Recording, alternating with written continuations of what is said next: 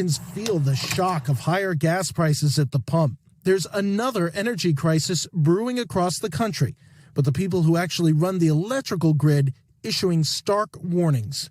For 100 years, America's electrical system, mostly stable, with blackouts being the rare exception. But when they do happen, they can have exceptional consequences. The situation here in Brownsville was described as anarchy, war, rioting.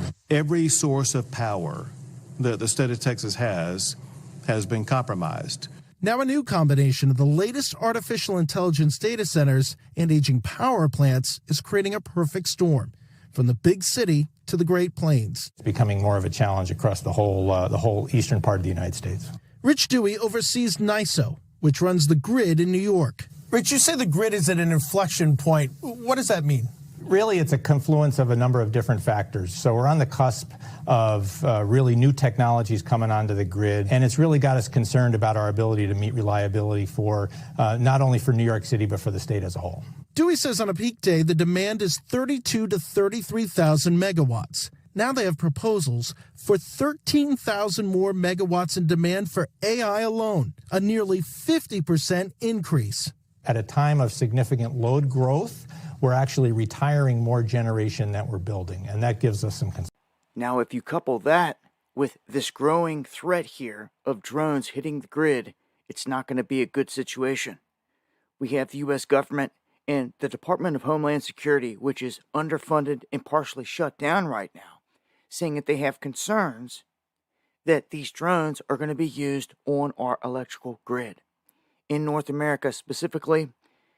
And they ran simulations. They ran simulations to see what would happen if these Iranian drones specifically were launched from somewhere, let's say Mexico, and they weren't able to take them down. If they were able to hit just a handful of sites, they would cripple this country in a heartbeat. Most of the components that you're going to need to get back up online, ironically enough, are going to come from China.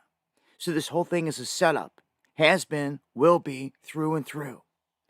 So they're going to continue with these drills and these simulations, but none of them bring back anything good.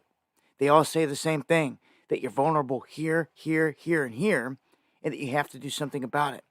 Then what you see on the right is highways putting up drone netting. These are things cities and towns do when they know that something's going down and they're taking it serious. I foresee this happening in cities along the border, in any city that starts to see these drone incursions en masse, because I believe they're going to come in waves just as the Obama movie predicted, and they're going to cause mass problems.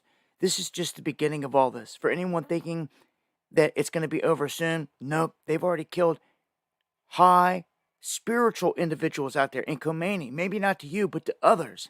And that causes kamikazes. That sparks blowback, regardless of how staged things are out there, because some people take it to heart seriously. Then when you add in the whole thing as a setup to begin with, this does not look good. It looks like the grid is definitely going to take a hit. I would prepare for that and have a plan. Join me for the live streams where I talk about this in greater detail. Monday, Wednesday, Friday, 8 p.m. Eastern, right here on Dabu 77. Much love.